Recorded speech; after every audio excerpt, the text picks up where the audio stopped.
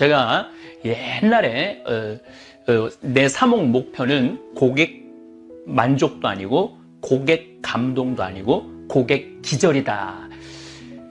이제는 더 이상 외부 강의를 제가 다니지 않기 때문에 장돌뱅이 삶을 살았던 것이 아련한 추억으로 남아 있습니다.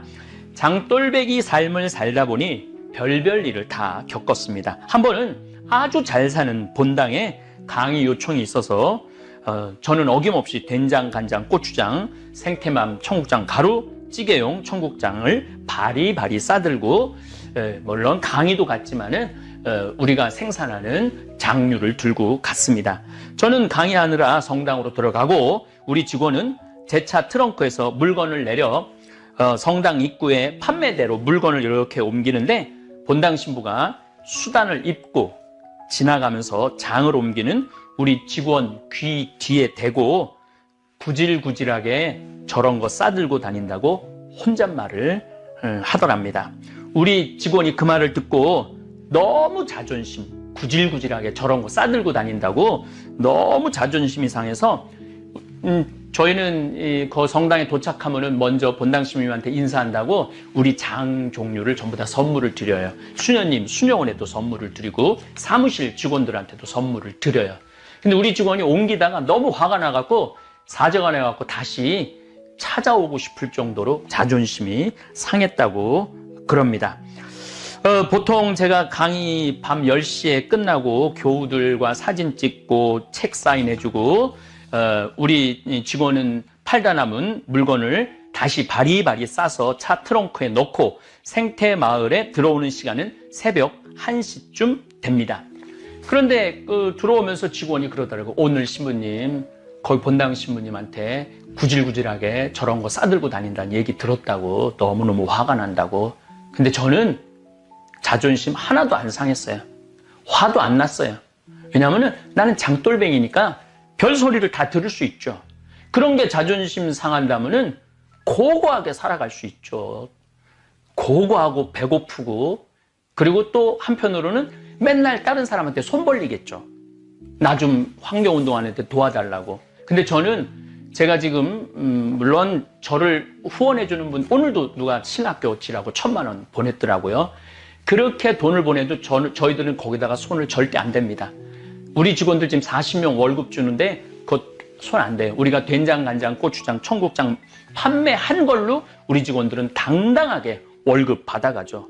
구질구질하게 우리가 사는 게 아니고 당당하게 살아가고 있죠. 내 손으로 일을 하기 때문입니다. 노동은 신성한 것입니다. 피땀 흘려 내가 지은 수확한 작물, 또 내가 직접 매주 띄워 만든 된장, 간장, 고추장, 또 내 손으로 띄워온 청국장을 들고 다니면서 판매할 때 저는 제 자신이 구질구질하다고 생각해 본 적 한 번도 없습니다. 오히려 아주 자랑스럽고 당당합니다. 아마 오늘 이 시간에 시장에서 또 노동 현장에서 또 공장에서 피땀 흘려 성실하게 일하시는 모든 분들, 본인이 구질구질하다고 생각하시는 분들이 있다면 더 이상 그렇게 생각하지 않으셔도 됩니다. 정말 구질구질하게 사는 사람은 피땀 흘려 노동하지 않고 다른 사람 등쳐먹고 사기치는 사람들입니다. 사실 또 욕심도 없어요. 여기서 제가 떼돈을 벌고 싶은 생각도 없어요. 그저 우리 농민들 콩 수매해서 그거 건강하게 해서 우리 국민들한테 건강한 먹을거리 제공한다라는 그러한 당당함, 자신감이 있습니다. 그래서 그 구질구질하다는 그 말 제가 이렇게 들으면서 묵상을 참 많이 해요. 내가 구질구질하냐, 당당하냐. 근데 자기가 하는 일에 소신을 갖고 산다면은 뭐 그런 얘기 별로 중요하지 않다고 생각을 합니다. 예, 제가 가장 좋아하는 텔레비전 프로그램은 나는 자연인이다입니다. 그걸 보고 있으면은 마음이 그렇게 편안해요. 자연인들 이렇게 이제 뉴스를 먼저 보죠. 그 정치인들 막 모습 보다가 자연인들 모습 딱 보면은 마음이 너무너무 편안해요. 그래서 저 역시 자연인으로 살고 있죠. 황창현 신부님의 행복특강 지금 바로 시작하겠습니다. 영상이 마음에 드신다면 구독, 좋아요, 알림 설정 부탁드립니다. 마지막에 황창현 신부님이 직접 쓰신 글도 함께 들으시면 좋겠습니다. 천민수님 반갑습니다. 어제 제가 한 강의 많은 분들이 조용히 죽인다. 중국 사람들은 바이러스에 걸리면은 조용히 죽인다라고 말을 했고, 일본 사람들은 조용히 죽길 바라는 거예요, 국민들이. 그리고 우리나라는 어떻게 해서든지 조용히 죽고 싶어도 찾아내갖고 병원에 입원시켜서 고쳐주는 정부라고 말씀을 드렸습니다. 객관적으로 봐도 지금 중국, 한국, 일본을 보더라도 물론 우리나라가 조선시대 때 백성을 정말로 사람으로 취급하지 않고 개, 돼지로 취급을 했었죠. 그리고 세월이 흐르고 독재 정권, 군사 정권, 그 다음에 민주 정권, 이제 많이 자리를 잡아갖고 제가 보기에는 점점 발전하는 것 같습니다. 지금 대개 이제 제국 시대에서 왕정 시대에서 제국 시대로 넘어가죠. 1800년도까지만 해도 왕정 시대가 많았죠. 근데 1900년 1차, 2차 세계대전을 지내면서 제국 시대로 넘어가는 거예요. 한 나라가 여러 나라를 정복하는 시대. 그리고 제국 시대가 끝나고 난 다음에 그렇게 식민지로 있었던 나라들이 다 독립을 합니다. 독립을 할 때 정권을 누가 대개 잡느냐 하면 군부가 잡죠. 군인이 잡습니다. 군인이 잡고 난 다음에는 독재가 진행이 되죠. 우리나라는 조금 반대 성향이 있었어요. 이승만 정권에는 군인이 아니었죠. 그런데 중간에 쿠데타 때문에 이제 군부가 정권을 잡고 독재, 5.18 광주 민주화 운동 때 전두환 정권, 군인 정권이 수많은 우리 젊은이들을 죽음으로 몰아넣고 정권을 잡았죠. 그리고 1987년 저도 그때 데모 방학하는 날, 신학교에서는 데모를 못하니까 방학하는 날 수원 북수동에서부터 역정까지 함께 나도 이 민주화에 함께 해야 되겠다 하고 했던 기억이 나고 최루탄을 뒤집어 썼던 기억도 납니다. 그럼에도 불구하고 우리가 좀 성숙하지 못하고 무르익지 못했죠. 근데 점점 민주화 또 민주 정권이 생기면서 굉장히 좋은 방향으로 발전하고 있습니다. 그 얘기까지 어저께 제가 이 바이러스의 문제에 대해서 이야기할 때 말씀을 드린 것입니다. 어제 제가 강의하면서 제가 이제 댓글을 많이 본다고 말씀을 드렸어요. 맞아요. 빅토리아 여왕이 아니고 엘리자베스 2세죠. 제 나이 정도 되면은 말하다가도 깜빡깜빡 할 때가 많아요. 더욱이 뭐 1시간, 2시간 이렇게 강의할 때 생각 안 날 때도 사실 많습니다. 그래서 참 하나 외우면 2개 까먹고 2개 외우면 4개 까먹는 것 같습니다. 정정하겠습니다. 엘리자베스 2세 1926년에 태어났죠. 그러니까 나이로 따지면은 지금 거의 95살 된 여왕이 영국의 국왕으로 지금 있습니다. 자, 제가 전국으로 강의 다닐 때 이야기입니다. 10년 전쯤의 일입니다. 저는 강의 다닐 때마다 생태마을에서 생산한 된장, 간장, 고추장, 생태맘, 청국장, 가루, 찌개용 청국장을 들고 다니면서 팔았습니다. 오늘 잠깐 댓글을 보니까 남편이 당뇨가 들었는데 6개월 동안 이걸 꾸준히 먹으니까 당뇨도 수치가 내려가고 그 다음에 변비도 없어졌다고 너무너무 감사하다라는 글을 제가 읽었습니다. 그럴 때마다 저는 참 행복한 사업가죠. 그리고 행복한 생태마을 을장입니다. 어쨌든 제가 대부분 강의를 2시간 정도 초청 강의할 때 하는데 중간에 10분이나 15분 쉬는 시간에 평창 생태마을에서 생산한 장류 제품을 팔았습니다. 물론 제가 쓴 책들도 들고 나가서 판매하고 사인도 많이 해 주었습니다. 그 덕에 사실은 보통 저자들보다도 책을 훨씬 많이 팔았죠. 정말 엄청나게 대충 총 한 100만 권 정도 팔은 것 같아요. 이제까지 제가 쓴 책을. 작가로서는 정말 말도 할 수 없는 큰 기쁨의 그러한 작가죠. 저는 참 사제이기 때문에 유리한 부분이 참 많습니다. 한마디로 장돌배기 같은 장돌배기죠. 같은 삶을 15년 정도 산 것 같습니다. 저는 이 장돌배기라고도 하죠. 단어를 참 좋아합니다. 장돌림. 장마당마다 이렇게 돌아가면서 물건을 파는 장돌배기, 5일 장마다 장을 돌면서 물건을 파는 사람입니다. 지금도 평창은 5일 10일장, 5일 10일장은 5일, 10일, 15일, 20일, 25일, 30일 이렇게 오늘 우리 평창 장 서는 날이에요. 오늘 좀 장 보러 나갔어야 되는데 읍내로 하루 종일 강의 준비한다고 책상에서 움직이질 못해갖고 다음 이제 5일을 더 기다려서 우리가 상추 모종도 좀 사야 되고 쑥간 모종도 좀 사야 되는데 어쨌든 대화, 저 위에는 대화는 4일 9일장입니다. 그러니까 4일, 9일, 14일, 19일, 24일, 29일 이렇게 장이 서죠. 봉평장은 2일, 7일장입니다. 2일, 7일, 10일, 17일, 20일, 27일 이렇게 장이 쓰죠. 그러면서 이렇게 장돌뱅이들은 이제 하루하루 날짜가 되니까 대개 다 20km 거리예요.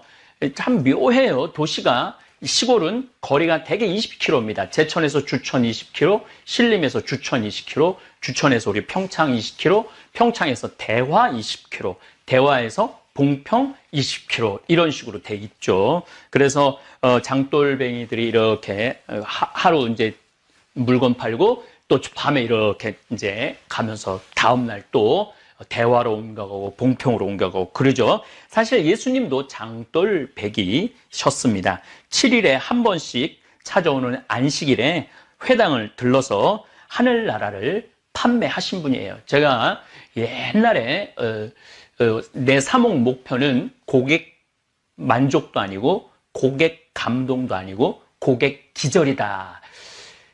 저는 우리 많은 교우들한테 하늘나라를 파는 영업사원이라고 생각을 해요. 하늘나라가 좋으니까 사시라고. 그래갖고 그 하늘나라의 좋음을 내가 최대한 잘 홍보할 수 있는 그러한 능력을 갖추는 게 예수님 보시기에 좋은 사도라는 말씀을 참 예전에 많이 드렸습니다. 저 역시 장돌배기로 전국을 돌아다니면서 하느님 나라를 판매했습니다. 지금은 유튜브를 통해서 하느님 나라를 팔고 있습니다. 하느님 나라 좋다고 이렇게 많이 얘기를 하죠. 이 유튜브가 엄청난 공간입니다. 3월 16일 날 제가 귀국보고라는 제목으로 강의를 올렸는데 5일 만에 시청하신 분들이 16만 명입니다. 5일 만에 방탄소년단이 뉴저지 맷라이프 스타디움에서 8만 명을 상대로 공연을 했는데 제 강의는 이 2배의 시청자들이 시청을 한 것입니다.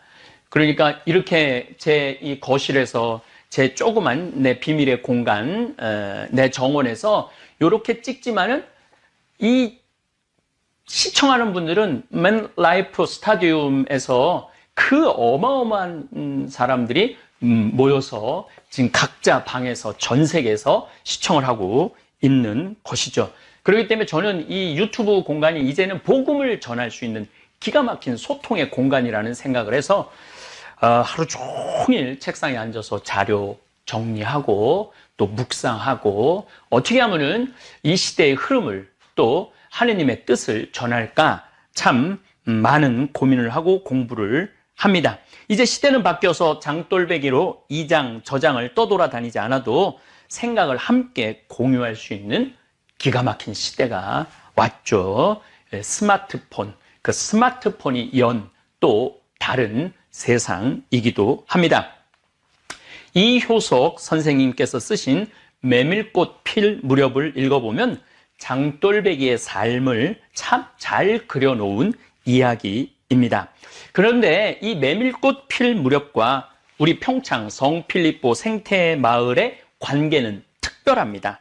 소설 속의 허생원은 평창장, 대화장, 봉평장, 이제 마지막으로 장평장으로 떠난다는 얘기가 나옵니다.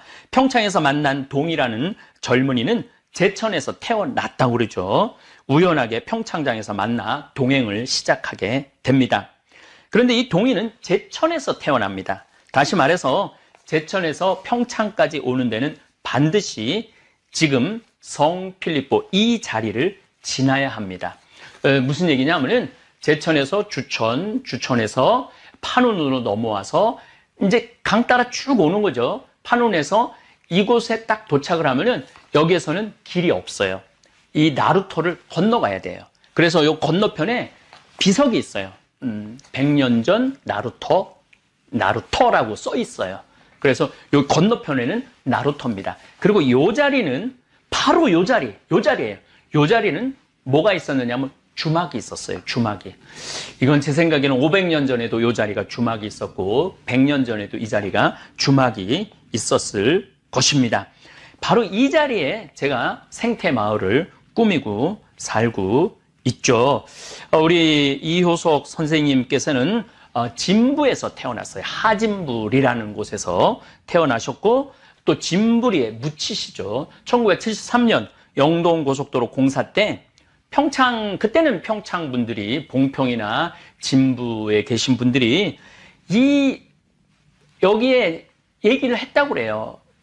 그 자손들이 우리 아버지 이제 영동고속도로 때문에 묘가 옮겨야 되니까 어떻게 여기서 할 수 없느냐고. 그때는 1973년도에는 문학가가 얼마나 위대한 사람인지 몰랐던 거예요. 그래갖고 봉평에다 모시지 못했죠.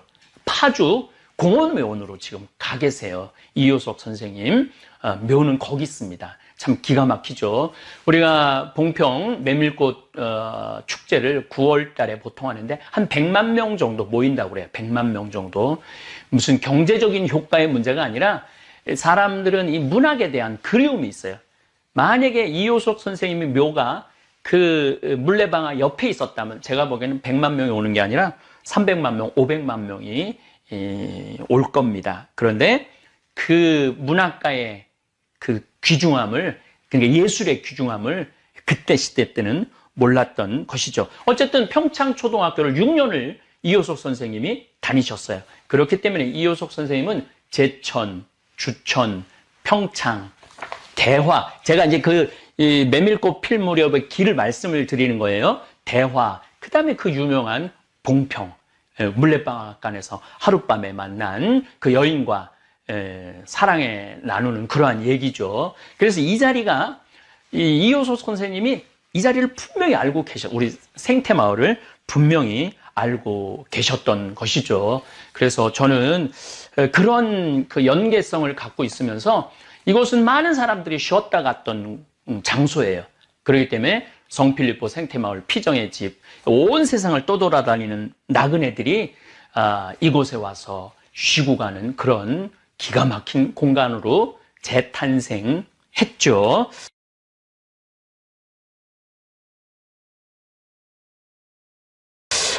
또 이 자리가 또 역사적으로 소설적으로 더 의미 있는 장소입니다. 왜냐하면 김병현, 김삿갓 시인 아들 김익균 선생님이 저 천동리에서 살았어요. 거기서 뭐를 했냐면 서당을 했어요. 서당, 훈장님을 하셨죠. 그런데 항상 여기 섭다리가 여기 있었는데 항상 건너와갖고 바로 이 자리에 주막이 있었기 때문에 이 자리에서 그렇게 술 마시기를 좋아했대요. 그래요. 아마 아버지의 영향을 참 많이 받은 것 같아요. 김익균 선생님은 태어나서 아버지를 딱 3번 만났다고 그래요. 딱 3번 만나고 마지막에 전주에서 만났을 때 제발 이제 집으로 가자고. 집이라고 그러는 건 바로 이 천동리예요. 천동리. 바로 우리 강 건너 천동리로 가자고 그러는데 아버지가 알았다고 그러고 나 좀 뒤 좀 보겠다고 그러고 갔는데 기다렸는데 안 나타나셔갖고 들어가 보니까 삿갓을 벗어놓고 떠난 거예요. 그게 마지막 만남이었어요. 그런데 이게 조금 이제 여러 가지 설이 좀 있는데 우리 평창 쪽에서는 김익균 선생님이 하루는 아버지 죽었다는 소식을 듣고 가갖고 이렇게 그 증언이 있어요. 여기는 지씨 이 동네예요. 그 지씨 동네인데 지씨성을 가진 분들의 집장촌이죠. 하루는 어디를 아버지 모시러 간다고 그래갖고 이렇게 함에다가 이렇게 그러니까 이제 화장을 해갖고 와갖고 여기다 묻었다고 그래요. 지금은 영월 김삿갓 그 묘가 거기 있다고 그러는데 이 지역의 사람들의 증언을 들어보면은 묻어갖고 항상 아버지한테 벌초도 하고 아버지를 잘 모셨다고 이 지역 사람들은 그런 증언들을 하고 있어요. 어쨌든 그 김익균 선생님은 요 자리가 이 주막 자리였기 때문에 항상 여기 섭다리를 건너와갖고 여기서 술 마시는 걸 참 좋아했다고 그래요. 근데 한 겨울에 술을 너무 마셔갖고 섭다리를 건너다가 떨어져요.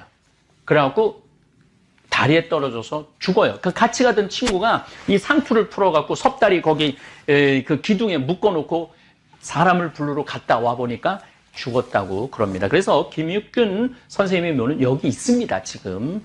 그리고 이 자리가 제가 20년 전에 왔을 때도 이 자리가 주막은 아니고 뭐 식사도 하지만은 술도 파는 자리로 제가 그 집에서 한 2년, 3년 살았어요. 그리고 이제 이렇게 지은 거죠. 그래서 이 자리가 참 문학적으로 또 어떻게 보면은 우리나라의 그 멋있는 두 분 선생님의 추억이 깃들어 있는 장소이기도 합니다. 그래서 저는 우리 성필리포 생태 마을 이 자체가 참 의미 있는 그리고 그래서 많은 에너지가 나오는 것 같아요. 많은 일을 할 수 있고, 정말 아프리카 잠비아의 1000만 평, 우리 김종용 신부님이 이제 아마 오늘, 내일, 케냐에서 만약에 못 들어가면은 케냐에 우리 선교 센터가 있기 때문에 거기 좀 머무르다가 아마 잠비아로 들어가서 계속 일을 할 거라고 생각합니다. 이제는 더 이상 외부 강의를 제가 다니지 않기 때문에 장돌뱅이 삶을 살았던 것이 아련한 추억으로 남아 있습니다. 장돌뱅이 삶을 살다 보니 별별 일을 다 겪었습니다. 한 번은 아주 잘 사는 본당에 강의 요청이 있어서 저는 어김없이 된장, 간장, 고추장, 생태맘, 청국장, 가루, 찌개용 청국장을 바리바리 싸들고 물론 강의도 갔지만은 우리가 생산하는 장류를 들고 갔습니다. 저는 강의하느라 성당으로 들어가고 우리 직원은 제 차 트렁크에서 물건을 내려 성당 입구에 판매대로 물건을 이렇게 옮기는데 본당 신부가 수단을 입고 지나가면서 장을 옮기는 우리 직원 귀 뒤에 대고 구질구질하게 저런 거 싸들고 다닌다고 혼잣말을 하더랍니다. 우리 직원이 그 말을 듣고 너무 자존심, 구질구질하게 저런 거 싸들고 다닌다고 너무 자존심이 상해서 저희는 그 성당에 도착하면은 먼저 본당 신부님한테 인사한다고 우리 장 종류를 전부 다 선물을 드려요. 수녀님, 수녀원에도 선물을 드리고 사무실 직원들한테도 선물을 드려요.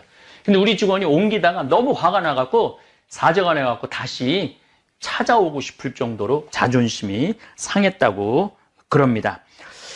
보통 제가 강의 밤 10시에 끝나고 교우들과 사진 찍고 책 사인해주고 우리 직원은 팔다 남은 물건을 다시 바리바리 싸서 차 트렁크에 넣고 생태마을에 들어오는 시간은 새벽 1시쯤 됩니다. 그런데 들어오면서 직원이 그러더라고요. 오늘 신부님, 거기 본당 신부님한테 구질구질하게 저런 거 싸들고 다닌다는 얘기 들었다고 너무너무 화가 난다고. 근데 저는 자존심 하나도 안 상했어요. 화도 안 났어요. 왜냐하면 나는 장돌뱅이니까 별소리를 다 들을 수 있죠. 그런 게 자존심 상한다면은 고고하게 살아갈 수 있죠. 고고하고 배고프고 그리고 또 한편으로는 맨날 다른 사람한테 손 벌리겠죠. 나 좀 환경운동하는데 도와달라고. 근데 저는 제가 지금 물론 저를 후원해주는 분 오늘도 누가 신학교 지라고 1000만 원 보냈더라고요. 그렇게 돈을 보내도 저희들은 거기다가 손을 절대 안 댑니다. 우리 직원들 지금 40명 월급 주는데 그 손 안 대요. 우리가 된장, 간장, 고추장, 청국장 판매한 걸로 우리 직원들은 당당하게 월급 받아가죠. 구질구질하게 우리가 사는 게 아니고 당당하게 살아가고 있죠. 내 손으로 일을 하기 때문입니다. 노동은 신성한 것입니다.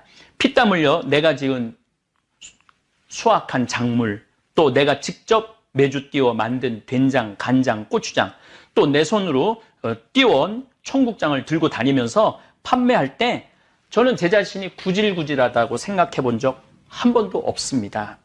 오히려 아주 자랑스럽고 당당합니다. 아마 오늘 이 시간에 시장에서 또 노동 현장에서 또 공장에서 피땀 흘려 성실하게 일하시는 모든 분들, 본인이 구질구질하다고 생각하시는 분들이 있다면 더 이상 그렇게 생각하지 않으셔도 됩니다. 정말 구질구질하게 사는 사람은 피땀 흘려 노동하지 않고 다른 사람 등쳐먹고 사기치는 사람들입니다.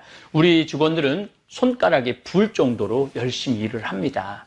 그리고 정말로 어깨가 아프고 그럴 정도로 매일매일 하느님 보시기에 참 좋은 모습으로 열심히 일하고 또 거기에 합당하다고 이야기하기는 제가 함부로 그렇게 말씀드릴 자신은 없지만은, 제가 CEO 4제이기도 하지만은 생태마을 운영하는 을장 CEO로서 해줄 수 있는 한 최대한 해주려고 저는 노력을 합니다. 그래서 우리 기본급이 아마 정부에서 지정한 기본급이 한 180만 원 정도 되는데 우리는 초봉이 거기에 한 50만 원 더 높아요.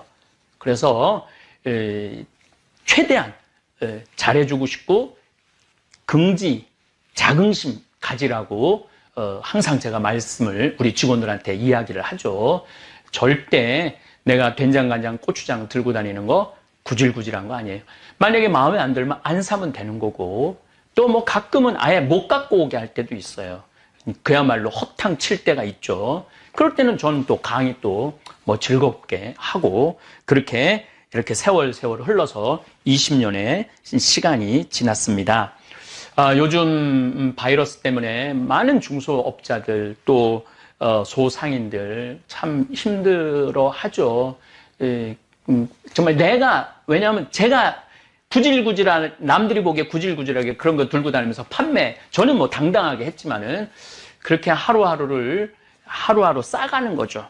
실력도 싸가고, 신뢰도 싸가고, 유통 시스템도 싸가고, 그렇게, 이렇게 시간을 지금까지 와서, 우리 생태마을은 사실은 지금 2달을 전혀 문을 닫고, 피정 손님, 이효석 선생님도 여기를, 길을 아시고, 소설의 한 장소로 이야기를 했고, 김삿갓, 김병현 아들 김익균 선생도 이곳에 와갖고 막걸리 한 잔을 했던 이 자리에서 우리는 정말 행복한 시간을 보내고 있습니다. 사실 또 욕심도 없어요.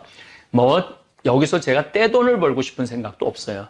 그저 우리 농민들 콩 수매해서 그거 건강하게 해서 우리 국민들한테 건강한 먹을거리 제공한다라는 그러한 당당함, 자신감이 있습니다. 그래서 그 구질구질하다는 그 말 제가 이렇게 들으면서 묵상을 참 많이 해요. 내가 구질구질하냐, 당당하냐. 근데 자기가 하는 일에 소신을 갖고 산다면은 뭐 그런 얘기 별로 중요하지 않다고 생각을 합니다. 사도 바울은 말합니다. 데살로니가 전서 4장 11절에 이렇게 말합니다. 우리가 여러분에게 지시하는 대로 조용히 살도록 힘쓰며, 전 진짜 요즘 조용히 살고 있죠. 조용하지만 결코 조용하지도 않고 또 유튜브 때문에 자기 일에 전념하고 자기 손으로 제 일을 하십시오. 자기 손으로 제 일을 하라고 그러죠. 그러면 바깥 사람들에게 품위 있게 처신할 수 있습니다. 내 손으로 돈을 벌면은요, 바깥 사람한테 자신 있게 처신할 수 있어요. 근데 내가 내 손으로 돈을 벌지 못하면은 사람이 비굴해져요. 비굴해지고 제가 여기서 수많은 사람들을 만나 보지만은, 정말 매일 자기 일에 성실한 사람들은 여기 와서 당당해요. 그런데, 뭔가 좀 숟가락을 얹으려고 그러는 그런 분들이 있어요. 그런 분들은 정말 약간 좀 자신감이 없어 보이는 그런 면도 있습니다. 근데 사도 바울은 이거 너무 정확하게 알고 있죠. 자기 손으로 제 일을 하십시오. 그러면 바깥 사람들에게 품위 있게 처신할 수 있고 아무에게도 신세를 지는 일이 없을 것입니다. 맞아요.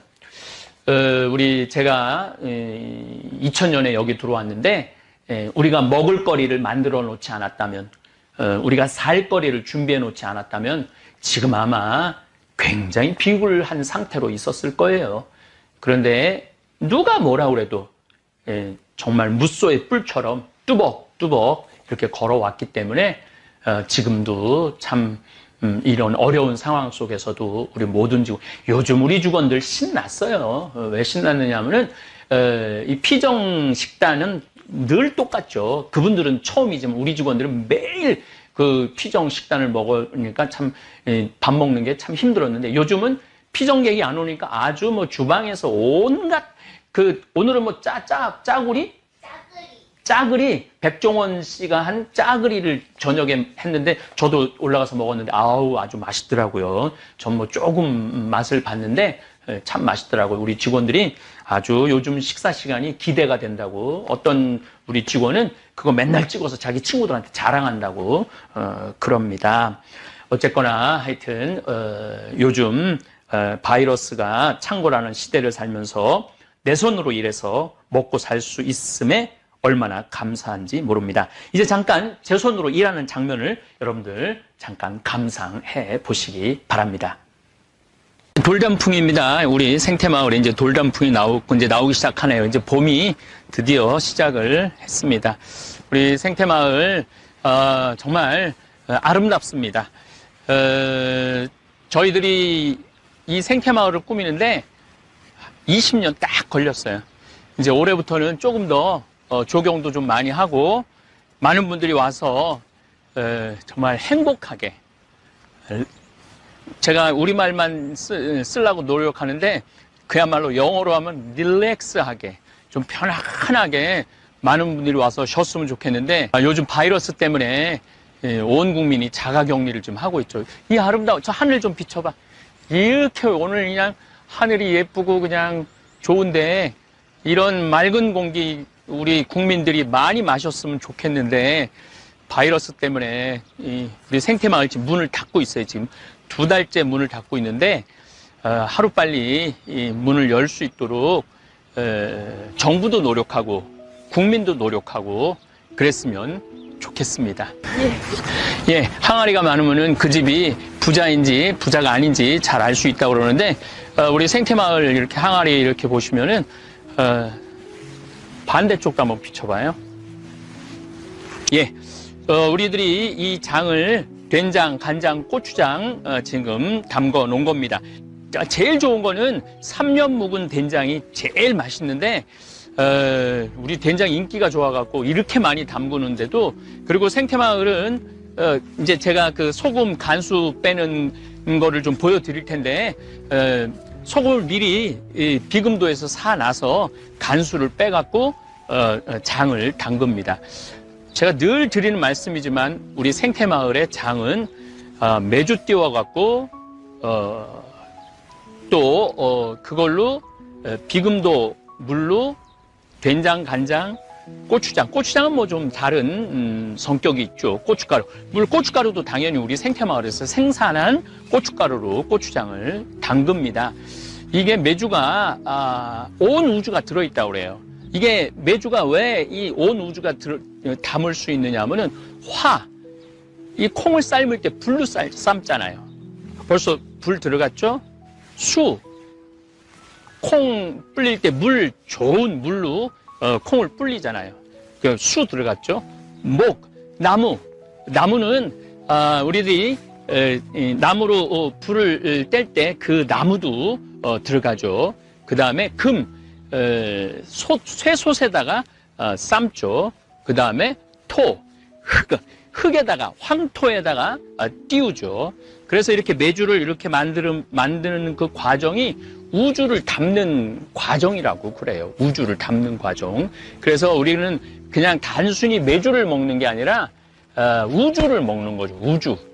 이게 참 제가 선생님한테 좀 더 자세히 해서 나중에 좀 자료를 여러분들한테 이렇게 띄울 건데, 이 콩이 천지인, 하늘과 땅과 사람이 다 들어있다고 그래요. 이 콩 안에. 그래서 그 콩 백태 안에 보면은 그 천지인의 모습이 다 들어있다고 그래요. 그래서 우리가 된장, 이 된장은 제가 보기에는 우리 대한민국, 한민족의 지혜가 들어있는 음식이 된장인 것 같아요. 생태마을 된장은 그래서 짭니다.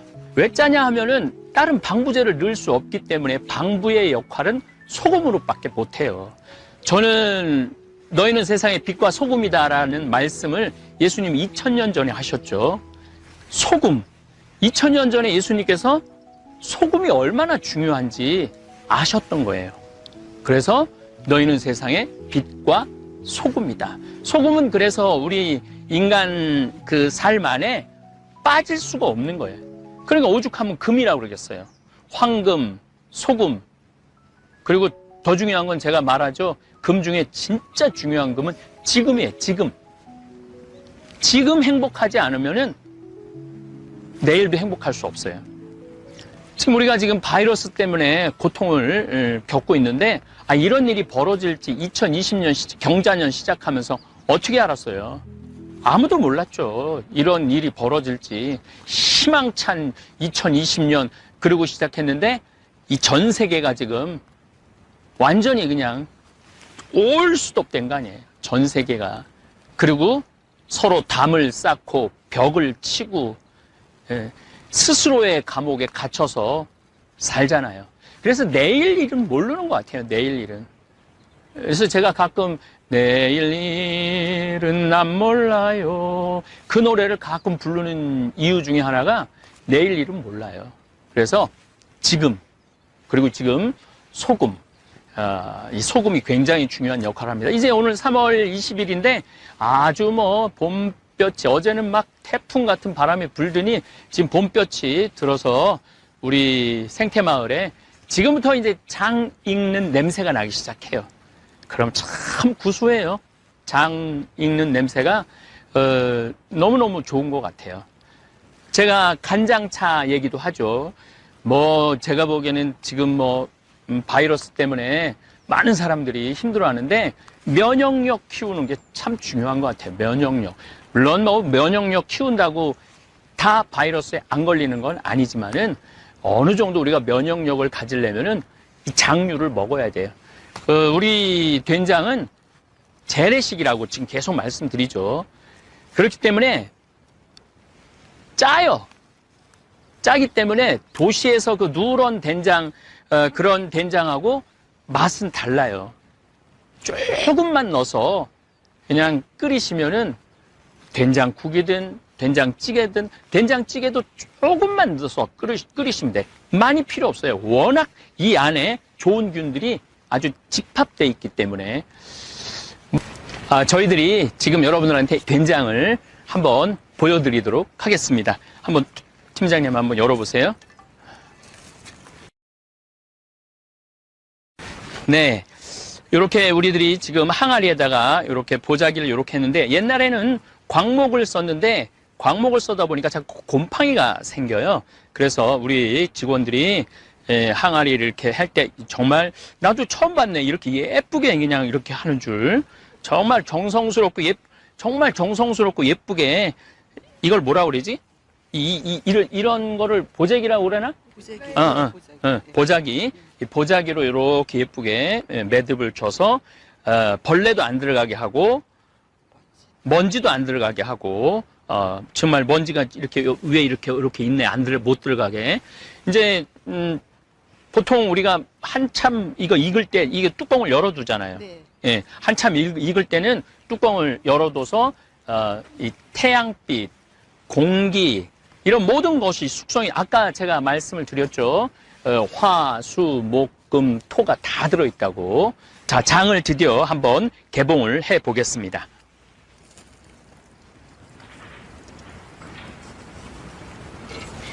저기 먼지가 확실히 뭐 이렇게 많이 있네. 예. 자. 진짜 냄새 좋으네. 여기 지금 태양으로, 예, 저렇게 아주 냄새가, 정말 구수한 냄새가 납니다. 요거를 우리가 저기, 택배로 보낼 때 요건 싹 걷는 거죠? 네. 예. 택배로 보낼 때는 위에 장은 전부 다 걷어 버리는 겁니다. 그래서 택배를 보낼 때는 요렇게, 요게 1kg입니다. 1kg. 요렇게 포장을 예쁘게 해서 여러분들한테 보내드리는 겁니다. 요 정도면은 보통 일반 가정에서 얼마나 먹을까요? 저는 일주일에 된장찌개를 2번 내지 3번을 먹어요. 저 밥 해주는 분한테 그냥 해달라고 그래요. 난 오늘 된장국 먹고 싶다. 된장찌개 먹고 싶다. 왜냐하면 이 된장국이 참 구수한 게 참 맛있는 것 같아요. 그래서 여러분들, 제가 오늘 이렇게 이제 특별히 오늘 3월 20일 날, 우리 이제 이 생태마을 돌아가는 거, 지금 자가격리들 하시니까 답답하잖아요. 더욱이 면역력을 키워주는 음식으로는 우리 생태마을 이 장이 최고인 것 같아요. 그래서 여러분들한테 특별히 이렇게 소개를 해드리고 함께 나누고 싶어갖고, 또 우리 생태마을이 도대체 뭘 하는 데인지 잘 모르는 분들 너무너무 많아요. 자, 저게 황토집입니다. 저거 제가 지은 겁니다. 믿어지지 않으시겠지만은 제가 포크레인으로 해갖고 제가 지은 건데, 기운이 다 딸려갖고 저 위에다가, 사실은 그 노르웨이에 가보면은 저 위에다가 잔디를 심어갖고 꽃을 올리는데, 그걸 하고 싶었는데, 기운이 딸려갖고, 저기까지밖에 제가 못했어요. 기운이 딸려서. 지금도 뭐, 많은 분들이 이곳을 많이 이용을 합니다. 제가 이제 한번, 저기도 지금, 우리 은퇴하신 아주 높은 공무원 하시고, 출입국 관리 국장까지 하신 분이 지금 저곳에서 한 10년 정도 지금 살고 계신데, 저것도 제 손으로 지은 겁니다. 예. 제가 가장 좋아하는 텔레비전 프로그램은 나는 자연인이다입니다. 그걸 보고 있으면은 마음이 그렇게 편안해요. 자연인들 이렇게, 이제 뉴스를 먼저 보죠. 그 정치인들 막 모습 보다가 자연인들 모습 딱 보면은 마음이 너무너무 편안해요. 그래서 저 역시 자연인으로 살고 있죠. 자연인으로 살고 있는데, 제가 천주교 신부이기 때문에, 천주교 사제이기 때문에, 공적인 사람이기 때문에 그 혼자서의 유유자적을 누릴 수는 없죠. 또 물론 제가 혼자서 유유자적을 누린다면은 사제가 될 이유가 없죠. 많은 교우들한테 위로를 하고, 또 많은 교우들한테 하늘나라의 신비를 알려주고, 또 이 지구가 조금 더 건강해질 수 있도록 노력하는 것이 제 사명이죠. 하지만은 올해 어차피 이 바이러스 때문에 자가 격리 상태에 있기 때문에 올해는 좀 나는 자연인이다라는 마음으로 살고 싶고, 생활 패턴도 그렇게 살고 싶어요. 그래서 여러분들한테 요거는 지금 이 꼭지 말고 다른 꼭지에 제목 자체가 나는 자연인이다라는 꼭지로 여러분들한테 제가 한번 황토집 짓는 과정, 또 농사 짓는 과정, 또 유기농으로 농사를 어떻게 짓는지 요런 것들도 한번 담아서 시리즈로 한번 여러분들한테 보여드릴 거예요. 그래서 사실은 이것도 나는 자연인이다의 일부분이죠. 제가 이 된장, 간장, 고추장, 그 다음에 생태맘, 청국장, 가루 만들려고 그랬던 이유 중에 하나가, 우리 농민들, 저기가 이제 마질이, 대상리, 대하리, 뭐 대상 1, 2, 1, 2, 2리 뭐 다 그러죠. 하리, 중리, 상리 뭐 이거 다 이제 이게 일제 잔재죠. 일제 잔재, 북리, 남리 뭐 이런 것들도 다 일제 잔재의 언어들이에요. 그래서 요즘은 뭐 김삿간면 또 아주 좋은 이름들로 바꿔가고 제가 굉장히 기분이 좋아요. 그렇게 건강한 모습으로 어제도 차 탄 채 검진한다. 그 참 우리 대한민국 사람들이 보면은 굉장히 건강한 생각을 많이 갖는 것 같아요. 저희들이 2020년 경자년 간장 담그는 모습 여러분들한테 보여드리도록 하겠습니다. 메주를 저희들이 한 60일 정도 띄웁니다. 60일 정도 띄워갖고 정월 안에 소금 18도, 염도 18도를 맞춰서 우리는 비금도 소금을 씁니다. 간수를 한 3년 정도 빼죠. 3년? 네, 3년 정도 간수를 제가 이제 나중에 이제 소금도 저희들이 한번 보여드리도록 하겠습니다.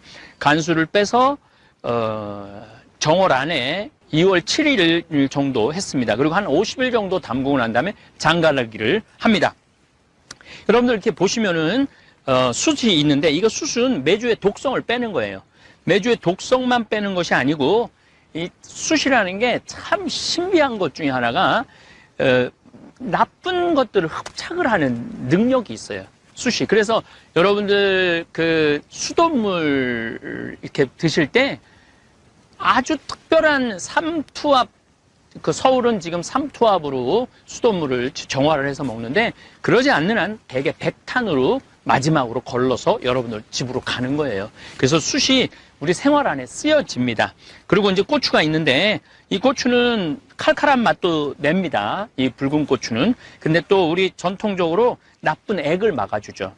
제가 말씀드렸죠. 그냥 간장, 메주, 그냥 이게 그냥 화학 제품으로 하는 게 아니라 우주를 담는 거예요. 화수, 목금, 토. 우주를 담고 천지, 인을 담는 거예요. 그 기운을 담는 거죠. 그래서 여기다 새끼줄을 이렇게 치는 이유 중에 하나도 그 액을 막는 거예요. 새끼줄 많이 치죠, 여러분들. 그 금줄 할 때, 애기 태어날 때 새끼줄 하죠.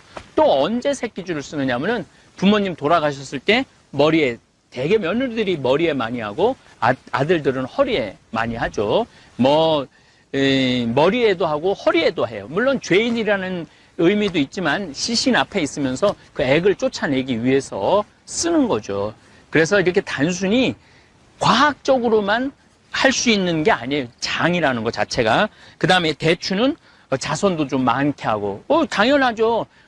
건강한 간장으로 음식을 해 먹으면은 자손이 많이 생기죠. 요즘 불임이 자꾸 생기는 이유 중에 하나도 된장간장 고추장을 안 먹고 인스턴트 음식만 먹기 때문에 젊은 여자 아이들이 자궁에 문제가 생기는 거예요.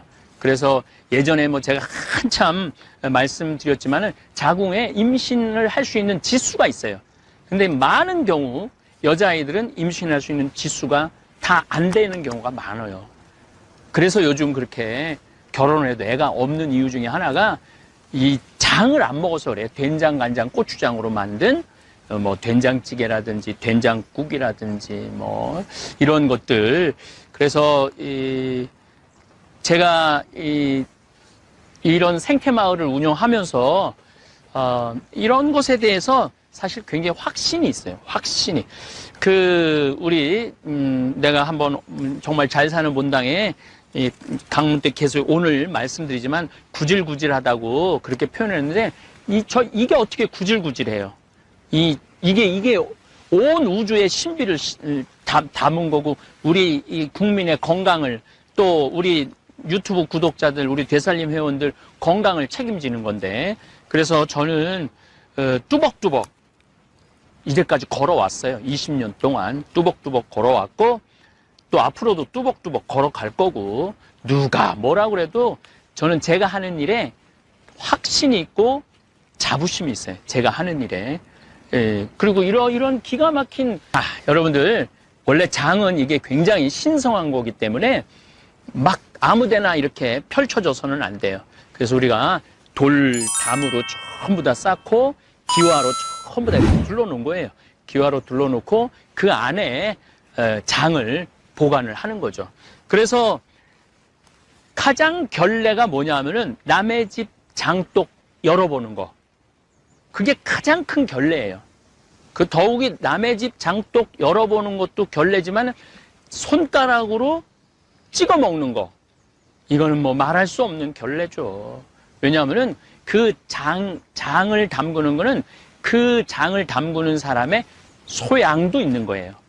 어떤 마음으로 이 장을 담그느냐, 또 이 장하고 그 집 며느리하고 이게 잘 맞아야지 장맛이 나는 거지, 이 맞지 않으면 또 장맛이 확 안 나는 경우도 참 많습니다. 한번 뭐 나는 뭐 이 장을 너무너무 좋아하는 사람이니까 한번 지금 이제 장가를 내면은 이제 보름 후에 이제 할 건데 제가 미리 조금 맛을 보도록 하겠습니다.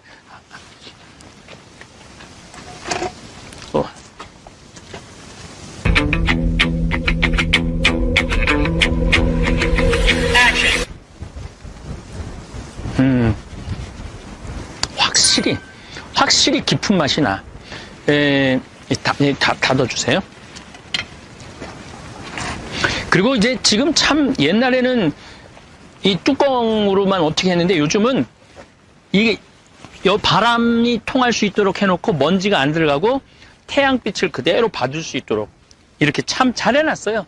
요즘은 점점 우리 이 기술이 좋아지는 것 같아요. 요즘 바이러스 때문에 많은 분들이 힘들어하고 이러는데 사실은 제가 하는 강의를 처음부터 끝까지 듣는 분들도 있지만 띄엄띄엄 듣는 분들도 계신데 간장차라는 게 그렇게 우리 면역력 향상에 좋다고 그러잖아요. 요 정도 되는 거에 반 정도, 숟가락의 반 정도 여기다가 넣어서 그냥 차 마시듯이 마시면은 관절 아픈 분들도 좋고 뭐 여러 가지 몸 안 좋은 분들도 좋다고 그래요. 돈 들어가는 거 아니에요. 우리 조상님의 지혜가 들어가 있는 거를 먹는 거죠. 네. 잘 보셨습니까? 사도 바오로는 천막 짜는 일로 밤낮을 지새웠다고 고백하고 있습니다. 그리고 설교는 안식일에만 회당을 찾아다니면서 복음 선포를 하셨습니다.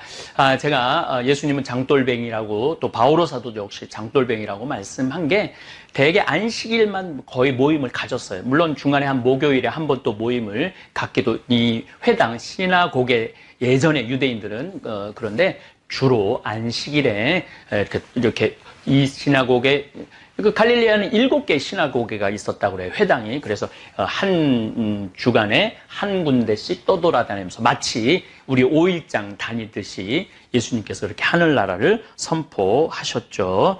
저는 생태마을에서 하는 일이 얼마나 자랑스럽고 당당한지 모르겠습니다. 오늘을 고단하게 살아가는 모든 분들에게 저는 위로하고 싶습니다. 절대 구질구질한 삶이 아니라고. 이야기는 또 내일 제가 이어서 노동의 신성함에 대한 말씀을 드리도록 하겠습니다. 귀양 오늘 우리 김삿갓 얘기를 나왔으니까 우리 방랑시인 김삿갓 시를 예전에 아주 재미나게 읽었던 시입니다. 그래서 그 시를 하나 읽어 드리도록 하겠습니다. 제목은 시시비비입니다. 이해 저해 해가 가고 끝없이 가네. 이날 저날 날은 오고 끝없이 오네. 해가 가고 날이 와서 왔다가는 또 가니 천시와 인사가 이 가운데 이루어지네. 요거를 한문으로 쓴 거예요. 이건 푸른 건데 그래서 이 김삿갓이 천재라는 거예요. 연년년 무궁거 111 내부 진래 연거월래래 우거 천신 사차 중최. 그 다음 시가 더 기가 막혀요. 여러분들 한번 들어보시면은 우리 김삿갓이 우리 어렸을 때 아마 우리 팀장님은 아마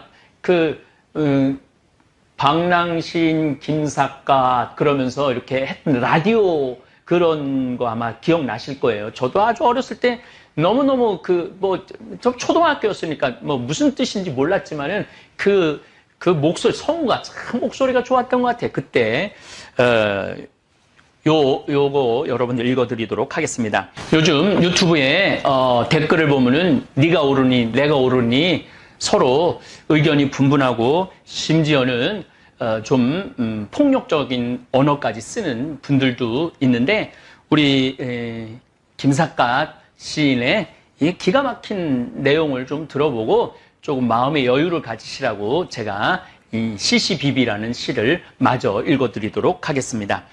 옳은 것 옳다 하고 그른 것 그르다 함이 꼭 옳진 않고 그른 것 옳다 하고 옳은 것 그르다 해도 옳지 않은 건 아닐세.